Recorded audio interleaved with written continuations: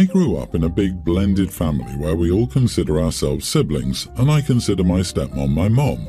All of us kids are close except for one, my stepsister Leanna, fake name. My parents think it's just because she didn't grow up with the rest of us, but that it's okay, and it's not. Yes, by the time she came to live with us, she was almost 18, but it's not because of that. It's because she cost the rest of us our futures. See, when she came to live with us, she'd been independently homeschooled. She was said to be very smart, but testing revealed that she only had about a 9th grade education and no transferable credits. Neither our school nor the public wanted to place her above 9th grade. Since she was only about a month from turning 18, this would mean she would be in high school until her 21st birthday and would more likely than not have to drop out anyway. The only other option was to have her get a GED. They were devastated, especially because she had an offer from family friends to get her into and through college if she did a specific program in which she did have an advanced education. If she didn't graduate that year, they would question how bad it was and likely rescind the offer. The only other option was for her to get a GED, which would force the family friend to revoke the offer even if they still wanted to help because she could never get accepted with a GED. My parents worried about this until someone they knew, who was the administrator of another private school, offered to help out. They offered to enroll her as a senior and she could spend the year catching up, provided they saw it in their hearts to give a donation, of course. $100,000 later, she graduated from an accredited high school and moved on to college. My family is just regular middle class, so paying that meant that the rest of us had to take out massive student loans, and my younger siblings even had to switch to public school. My older brother got some help before this, but there wasn't a dime for the rest of us. My parents justified it by saying that they had to do it because it was their job to give all of their kids as close to an equal start to their lives as possible, and this was the only option to do that for her. My mom asked why we all have strained relationships with Leanna, and it finally came out that, truthfully, we resent her for the enormous financial load she caused on us and the entire family. It's been 10 years, and she's never even tried to apologize or make amends, and it's grating. Now my father says that Mom has fallen into a depression because nobody loves Leanna but her, and that we weren't a family despite everything she's ever done. We are a family, just not with Leanna. Am I the idiot for reminding my parents that my stepsister ruined our family's future? OP, so what was Leanna's big offense so bad you refused to give her a chance? Oh, I get it, she existed. You are the idiot. Leanna was a child who was failed. You act like her situation is her fault when it's not. Your parents chose to pay that money, and that acquaintance with the private school took advantage of them. You're supposedly an adult. Try acting like one. Yep, I kept waiting for the point in the story where Leanna did something terrible to you and your siblings to make you hate her, but that point never came. Someone did Leanna very wrong by homeschooling her rather than sending her to a real school, and sadly, your parents had to stump up so much money to rectify this damage. She cost the rest of us our futures. OMG, no she did not. How unbelievably dramatic you are. It doesn't sound like your future has been destroyed because you went to college too, and if you really had massive loans, then your small share of that $100,000 would have barely made a dent. Your resentment dripped from your story and is entirely misplaced. Grow up. Yeah, 100,000 divided by at least 4 more kids would have been 25,000 each. It's a nice amount of money, but that barely covers 1 year of education. They would have had to take out massive loans anyway. Leanna may not have been the one to do the action, but she 100% knows that her siblings got nothing because she got so much. Leanna isn't an idiot. Maybe an "I'm sorry our parents failed you by helping me" would have been appropriate, but neither is OP. The parents are 100% idiots. I'm 5 months postpartum and our daughter is breastfed. My 30th birthday was on Thursday and I wasn't able to go out that day due to my husband working and no sitter, but he told me to make plans with my girlfriends for yesterday because he didn't work, and this way I could pump extra just to be on the safe side. This would have been the first time I'd done anything in over a year and a half.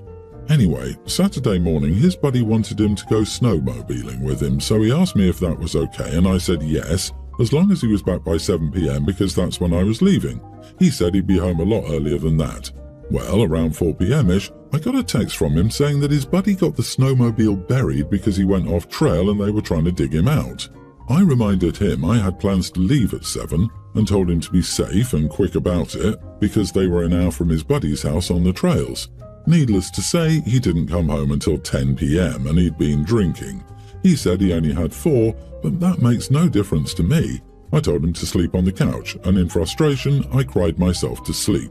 I haven't been able to do anything, but bear in mind that he's been going out at least once a month since I got pregnant.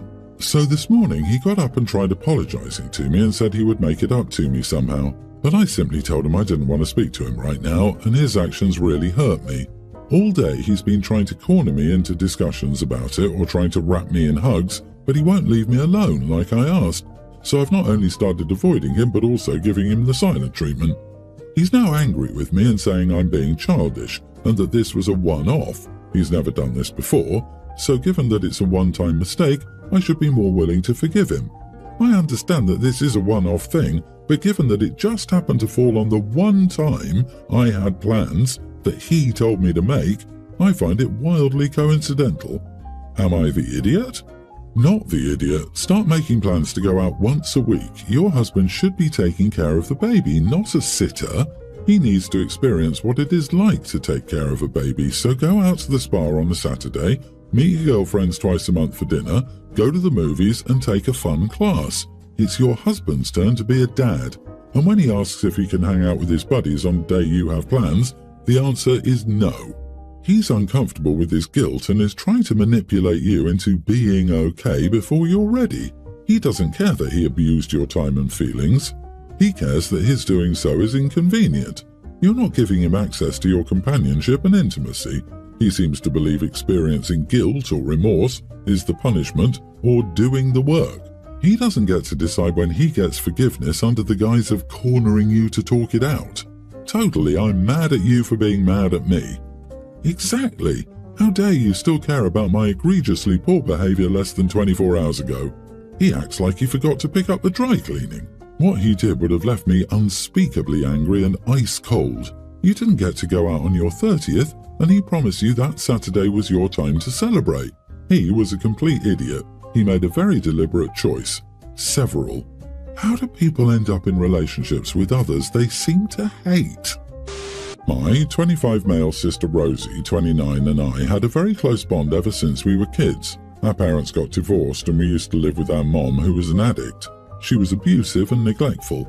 Through all that, my sister was my biggest rock. She protected, cared for, cooked and raised me till I was 13. Afterward, we started living with Dad and things got so much better. She passed away 2 months ago from ovarian cancer. We were prepared for it, but it was still obviously very hard. After her funeral, I told my girlfriend, she was staying with me for a week, her house had some work being done, that I was going to be spending time with my family. They lived close by that week. She was kind of salty about that, but it was sorted soon. I'm doing better now. Sis loved roses. Her name was Rosie too, so as a memory and to pay respect to her, I've decided to get a tattoo of a rose. Nothing big, just about 2 inches on my upper arm. My dad decided the same. I was telling my girlfriend about it and she got very angry and started screaming about how disrespectful it was to tattoo another girl on me. I told her it's my sister we're talking about and my dad's getting one too. She says that's different.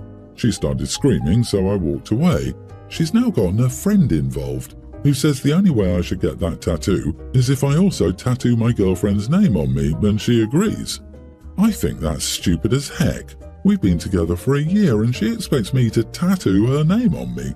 She then proceeded to say how I must love her sister more than her, and I told her that's not a fair comparison and it's a different love. She isn't ready to listen.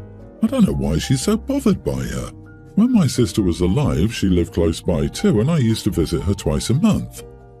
Some siblings might not be close, but we've always been. It's not like we were touchy around my girlfriend because we were both not affectionate. My girlfriend thinks it's incredibly selfish and disrespectful to her that her boyfriend has some other girl tattooed on him. I don't see how. My sister and my girlfriend used to get along, but now she says sis is dead, so I need to let her go. So, am I the idiot? Oh my God, not the idiot, but leave her. That is absolutely wild behavior. Rational people wouldn't act like that. This reeks of toxic insecurity, and this is not something you can work out rationally. Sorry about your sister. Your girlfriend is insane. Her friend propping her up is insane. Run. Jesus, another woman tattooed on you? Seriously? Wow, I'm speechless. You're getting a memorial tattoo for your sister, not some girlfriend or fling. If your girlfriend cannot tell the difference, that's on her. What she and her minions are demanding is unreasonable at best. She is definitely out of pocket on this. Reevaluate your friendship. Your sister just passed, and instead of being supportive of you, she's getting snotty about you spending time with your family and over a tattoo. This is not what a supportive partner looks like. And yes, run. This person needs to be your ex with good reason. You deserve better. Update. So, to sum it up, I ended it. She came over the same evening, getting out of the car, and asked me where I planned to tattoo her name. Yep, I didn't let her come in. I told her I didn't want to deal with her crap on top of missing my sister. I'm getting the rose tattoo and we're done. I've never in my life heard someone yell so loud out on the porch.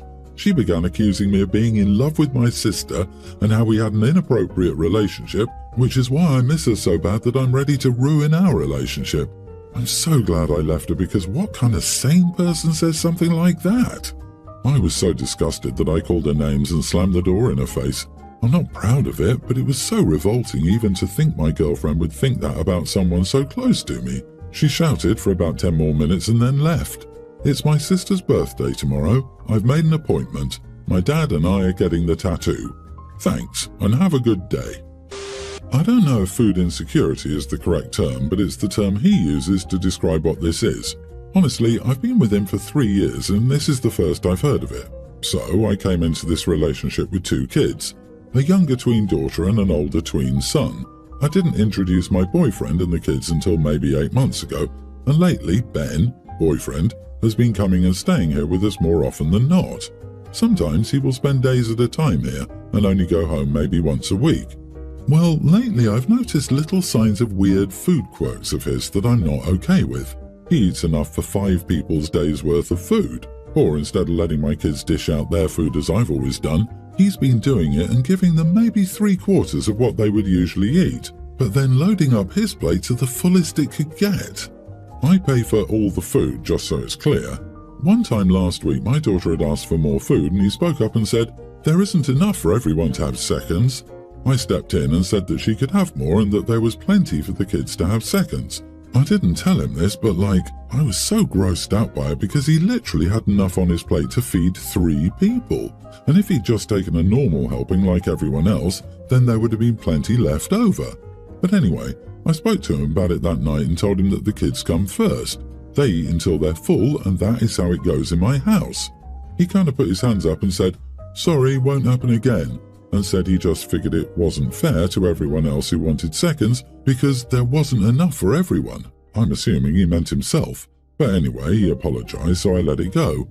But then yesterday evening he went grocery shopping for me because both my kids had events, and I had a bunch of other stuff I had to do, and I didn't have time to grocery shop as well. So he told me he would go for me.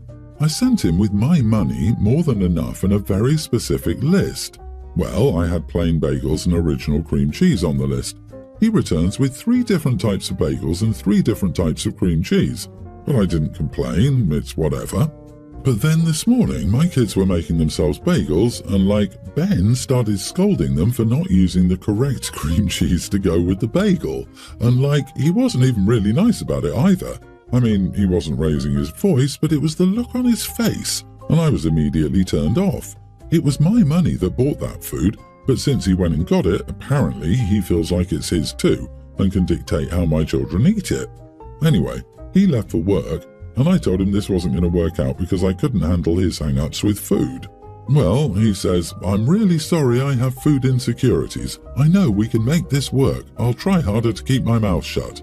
But I couldn't get my daughter's face out of my head when he was scolding her, and I ultimately decided I could never change that again and told him as much. He says he can't believe I'm throwing him away instead of trying to work on this. Am I the idiot for breaking up with my boyfriend because of his food insecurities? Not the idiot. I'm not sure if food insecurity is the correct term. The expression you're after is greedy and controlling. Get him out and keep him out before he starts telling your preteen daughter she's too fat and needs to restrict her calories. Your kids do not need this eating disorder generator in their lives. This is spot on, greedy and super controlling. He was doing his best to give your children disordered eating. Good riddance. Seriously, I'm tearing up just thinking about the awfulness she is almost certainly preventing, and he's making it your problem and your kids' problem. Get rid of him. Protect your kids. I, 48 female, am marrying my soon-to-be husband, 39. This is my second marriage. The first ended with my husband cheating on me and moving in with his mistress. He offered me a tidy sum to divorce him. I took that money and moved abroad, where I met my now husband. My kids, 27 female and 25 female, are angry they were not invited to my wedding. They found out through extended family that I'm getting remarried. We got divorced 5 years ago, so they were 25 and 20. They were not little kids. They wanted me to be friends with my ex and his mistress. My ex wanted me to give my blessing for his relationship. Apparently, I was his best friend, and he loved me as the mother of his children, but he was in love with his mistress. He was shocked when I no longer wanted to contact him. My kids thought I should forgive him and be friends. They went as far as to invite me to lunch or dinner with them, and then surprise invited my ex and his mistress. They would host family events with their SOs and lie to me that my ex would be earlier or later, so I didn't bump into him. Of course, he was always there. They cannot handle that he and I are no longer on speaking terms and want us to get along. Due to their behavior, I'm not in contact with them. It's my choice. I have no desire to be friends with my ex and his mistress. Am I the idiot for not inviting my kids to my wedding? Not the idiot. The way your children have behaved towards you so far, I would be worried that they wouldn't do something wrong at the wedding. Also, I still think it's pretty cold-hearted and selfish for your children and ex-husband to keep confronting you about your ex-husband's cheating and asking for your blessing. What the heck is wrong with them? Your kids are over 20 and should know better.